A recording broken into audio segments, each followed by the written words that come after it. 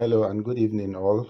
Today we are going to continue with the clinical case presentation on a 65-year-old man who presented with features of rectal tumors.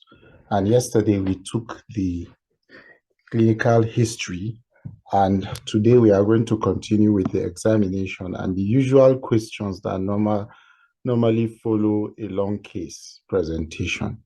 But before we continue with the examination findings, I will go through the history so that we'll have the picture of the entire presentation. The presentation goes like this. My patient is Mr. Omar Abba, a 65-year-old farmer, Hausa by tribe and a Muslim who lives at Garko local government of Kano State. He presented with a complaint of change in bowel habits and bleeding per rectum of 18 months duration. He was well until 18 months ago when he developed change in bowel habits characterized by constipation alternating with diarrhea. The constipation is for about 3 to 5 days as opposed his previous once daily passage of stool, with passage of pellet-like and pencil-like stool. The constipation is then followed with diarrhea and passage of spurious diarrhea. There is associated tenesmus, which is so frequent to disrupt his routine activities. At about the same time, he noticed bleeding per rectum of bright red blood, which coats the surface of the stool, no passage of clots. Since onset, there is associated progressive weight loss, easy fatigability, and anorexia. No abdominal distension, pain, or bilous vomiting. No anal pain, protrusion, or fecal incontinence. No perianal discharge of feces or flatus. No history of fecoluria or pneumaturia. No flank pain, swelling, or fever. No jaundice, no cough, chest pain, difficulty in breathing. Has occasional palpitations and dizziness. No back pain or bone pains. No headache or convulsions. No history of rectal bleeding in the past or colonoscopies. No family history of similar problems, colonic, ovarian, breast, or gastric cancer. No exposure to radiation. Diet is predominantly cereal-based. Does not smoke or ingest alcohol. No contact with chronically coughing adults or drenching night sweat. Involved in irrigation farming, and no childhood hematuria. No history of diarrhea associated with febrile episodes or frothy diarrhea. Not a known hypertensive, diabetic, or asthmatic. No previous surgeries or blood transfusion.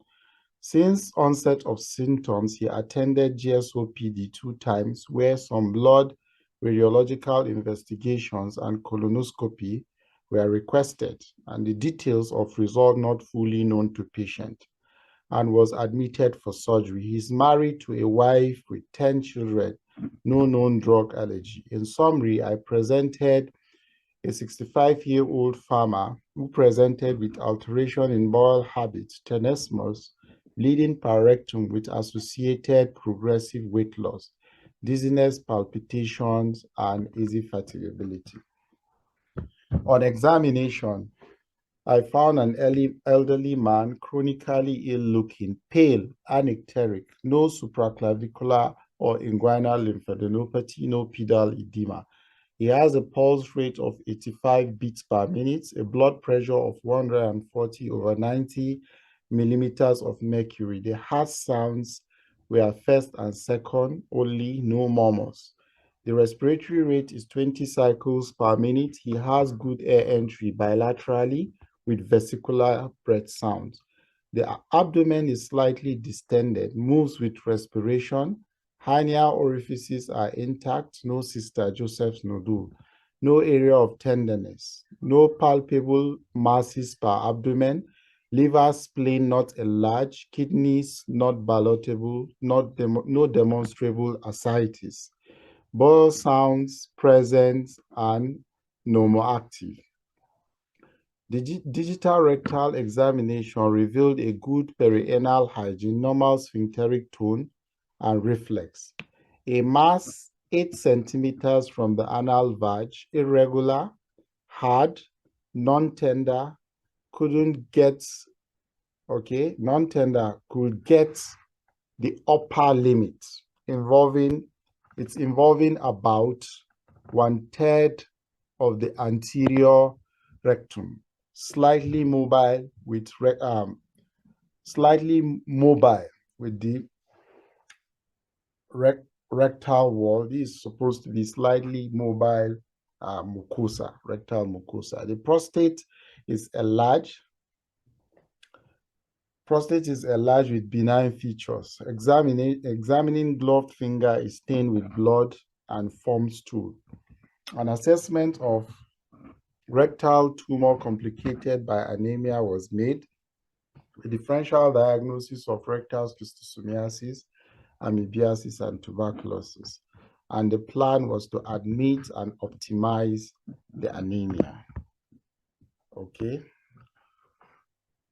So this is just the summary of the entire presentation from the history and the physical examination. But before we go to the questions that follow, I'll review the examination findings and highlighting some important points. Now, when you are doing examination, of course, we know you start with a general physical examination highlighting important points. And if it is intra-abdominal malignancy, don't forget to mention supraclavicular lymphadenopathy. After your general physical examination, don't jump to the organ or the system that is involved.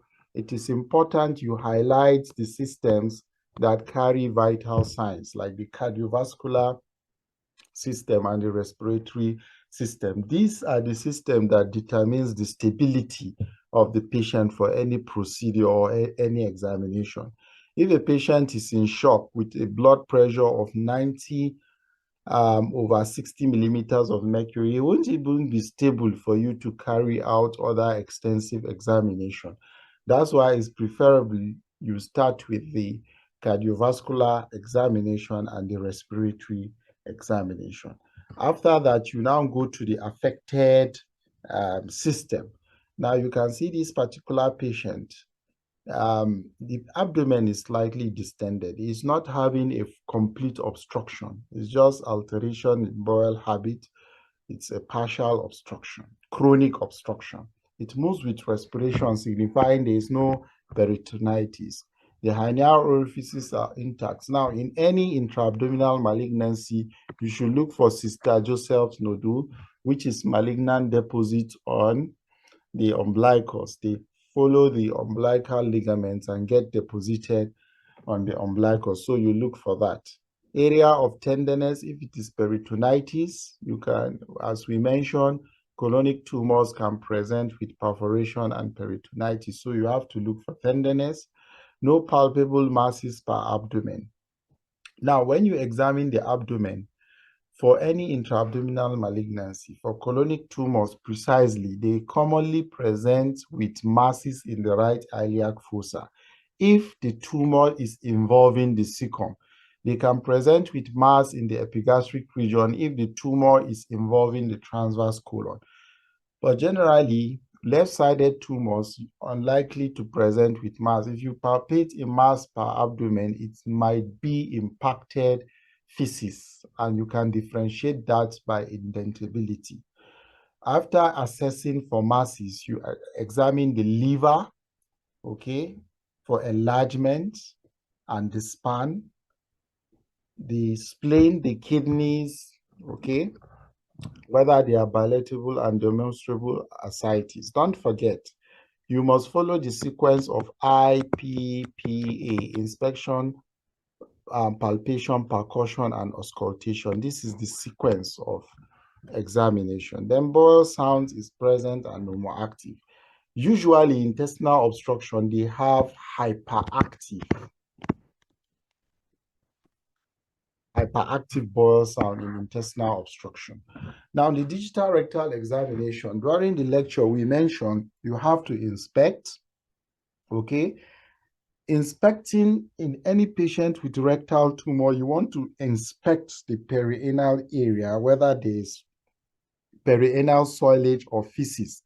If there's perianal soilage or feces, that means the sphincter is not intact, okay? But this particular patient, he has a good perianal hygiene. That means there is no fecal soilage. The sphincter is intact, normal sphincteric tone and reflex. A mass, you have to identify the mass, the distance from the anal vag. It is 8 centimeters from the anal vag. What is the character? It is irregular, which is a characteristic of malignant tumor, hard in consistency, feature of cancer, non-tender, couldn't get the upper limit. So it has gone beyond the extent of a palpating finger. When a tumor is within 8 cm, you can feel it. But when it goes far above that, you cannot palpate the upper limit of that tumor. Now, it is involving 1/3 of the anterior rectum. So the tumor is located anteriorly, covering 1/3 of the circumference of the rectum. It's slightly mobile, okay, with the rectal wall. So this is mobile. Now, for this that is irregular, the mucosa will not be smooth. The prostate is enlarged with benign features. Anytime you are doing a digital rectal examination, don't forget to comment on the prostate. Okay, if you are, we are not, when we present a case of BPH, we'll describe the detail of how to present the prostate finding, but here we are not concerned with this. Examining gloved finger is stained with blood and forms stool, so you must inspect the finger, okay, to see the contents. After that, you now make your assessment. This assessment combines all your findings from the clinical history and the examination. If you summarize the clinical, the history and the examination, you will now give your final diagnosis. Now, questions that may follow. Some examiner will tell you the first question they will ask you, okay? Some examiners will ask you, give us a summary of your history and a summary of your examination, and you tell us your final diagnosis. Some examiner commonly ask this question. Now, the summary, we've already given a summary of the history, which is what you will repeat. For the examination, you will now mention the positive findings in your examination that suggests that this man has a rectal tumor. In summary, my patient is a 65-year-old man who presented with change in bowel habits that is associated with bleeding rectum and tenesmus. He has progressive weight loss and anorexia.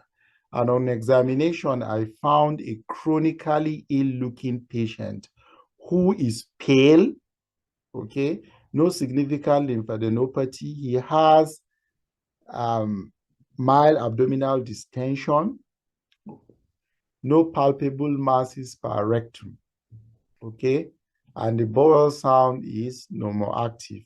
However, on digital rectal examination, there was a mass that is located 8 centimeters from the anal vag, located in the anterior 1/3 of the circumference of the rectum. It is hard in consistency with irregular surface, slightly mobile with the rectum. Okay, and my examining glove finger was stained with blood and formed stool. So from these findings of the history and examination, I made an assessment of a rectal cancer that is complicated by anemia. So that is how you answer this first question. Now the next question will be, what will you do for this patient? This is a very tricky question. Don't forget, this patient has anemia. So the first thing you will do, you have to admit and optimize the patient. Some candidates, normally they will just jump into, I will do colonoscopy for the patient. No, you want to admit this patient and optimize the anemia he has. After optimization of anemia, then I will want to investigate to confirm my diagnosis. And before I do that, I'll commence by doing a bowel preparation, which will get rid of bacterial and fecal load from the colon. Diagnostic investigation will include colonoscopy to visualize the mass, okay, its size, the type, whether it's ulcerated, fungating, annular, or tubular. I will take biopsy for histology and grading of the tumor. And I will also look for other synchronous tumors along the colon, which account to about 5% of colonic tumor. In the absence of colonoscopy, now the idea is do not give your examiner a chance. Just keep on talking. In a long case presentation, you should take charge. You should take control. You should take over the presentation. In the absence of colonoscopy, which is preferred, I'll do a double contrast barium enema. The essence of double contrast is to outline both the lumen of the bowel as well as the mucosa. Okay, it will provide a rope map for colonoscopy. Okay, that is when colonoscopy is available. However, in the absence of colonoscopy, you will do barium enema, double contrast barium enema, which will show you apple core deformity, a filling defect, and it will also look for synchronous tumors. Now, investigation to stage, you want to assess the depth of invasion of this tumor to the bowel wall. You will do a transrectal ultrasound scan, which will tell you the extent of invasiveness of this tumor. Now, this transrectal ultrasound scan will give you the Duke staging of this tumor and the significance. Duke A, when it involves only the mucosa, is Duke A. Duke B, it infiltrates the muscularis. Duke C, is there's lymph node involved. And you should note the 5-year survival is 90, 70, and 30% for A, B, C, respectively. Now, abdominal ultrasound scan, you check for liver metastasis, which present as umbilicated lesion. If there's ascites, you quantify. Okay, you assess para-aortic lymph node, whether there is presence or absence. You assess the kidneys for hydronephrosis and hydroureter, because if the rectum is sitting on the ureter, on that, the tumor is sitting on the ureter on that side, it will cause obstruction leading to hydronephrosis, hydroureters. Usually you do IVU to determine the position of these ureters so that during surgery, you take note of them. And sometimes if there is obstruction, preoperatively, you pass a stent. Now, CT scan will give you a better finding of the ultrasound scan, and it will tell you the extent of invasion of the adjacent structure, the bladder, the prostate, the seminal vesicles, and so on. Now, PET-CT scan or PET scan is more preferable because it assesses both the soft tissue entirely of the body as well as the bone tissue. Okay. Now, there are some other investigations which you can mention, but we've already discussed that in the main presentation. Now, you now go to supportive investigation. Now, other questions that are commonly asked in a long case presentation for colonic cancer is the Aslacola modification of Duke staging, which we've discussed. They may ask you, this is usually for postgraduate students, any postgraduate student that is presenting colonic cancer and they ask him to stage, you should know that they will commonly ask him about the Aslacola staging, which we've discussed in detail. Now, they will now ask you, how will you treat this patient? How will you treat the patient? After you've optimized the patient and patient is stable with a very good performance status, Rectal cancer should be preceded by a neoadjuvant chemotherapy, okay, plus or minus radiotherapy before surgery. This will aid in downstaging the tumor and enable resectability. And the aim of resectability is to attain a good oncological margin as well as preserving the anal sphincter. There are several combinations of chemotherapy we mentioned, which you can go back and check on them. Then you should know that radiotherapy must precede surgery by 1 week so that the endarteries obliterans does not damage the surgical plane. So if you, by chance, you do radiotherapy before surgery in rectal cancer, you must give a period of healing, okay, because the radiotherapy tends to destroy microvasculature. When you come to dissect, there is difficulty in dissecting through the plane.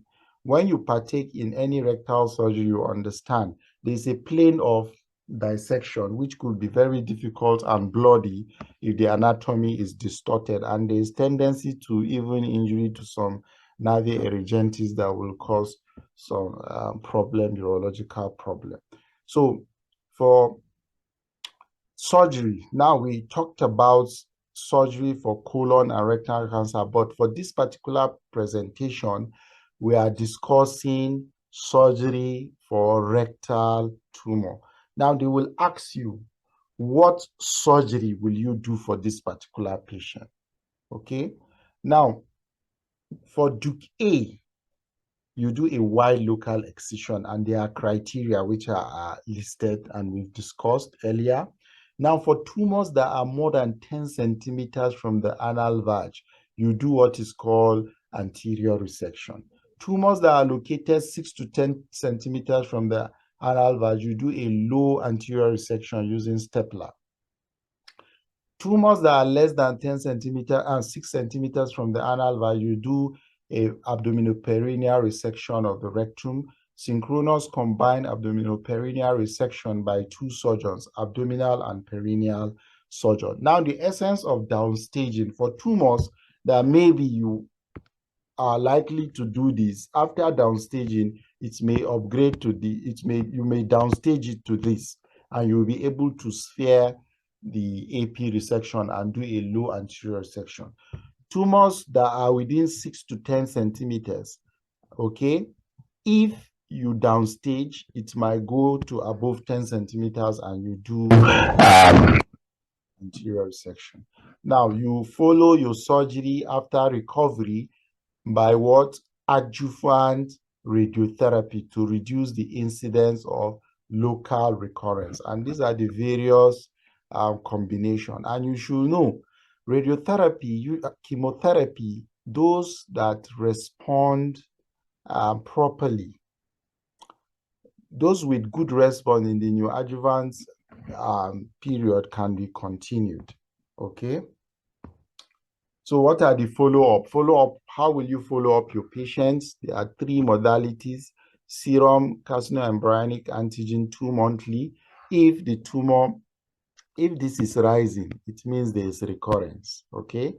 Because you need a baseline during your evaluation, the initial evaluation, you need a baseline. I will discuss extensively. You can refer back to the previous lecture and see how carcinoembryonic antigen is used for monitoring.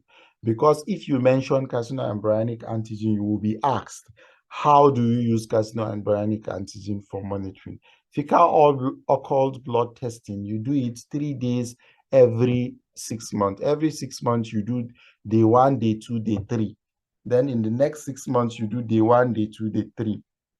Now, colonoscopy is done 1 year after the operation and every 2 to 3 years thereafter to monitor for recurrence. Now, common side effects of the commonly used chemotherapeutic agent, 5-FU, is known to be used for colon cancer, and the common side effect is hand and foot syndrome.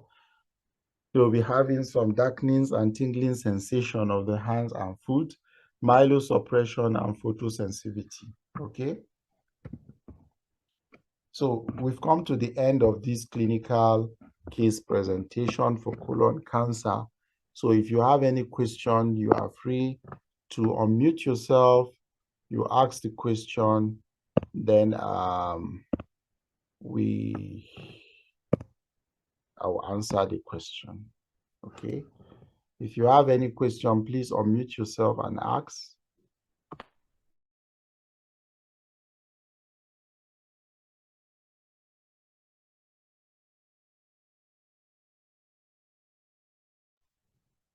Okay, it appears you don't have any question.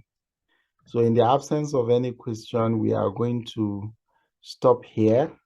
Before we have any other case presentation, we will discuss the pathology around that condition. Then we will now talk on the case presentation. So thank you very much for participating. We are going to end the lecture here. Thank you all. Thank you, sir. You're welcome.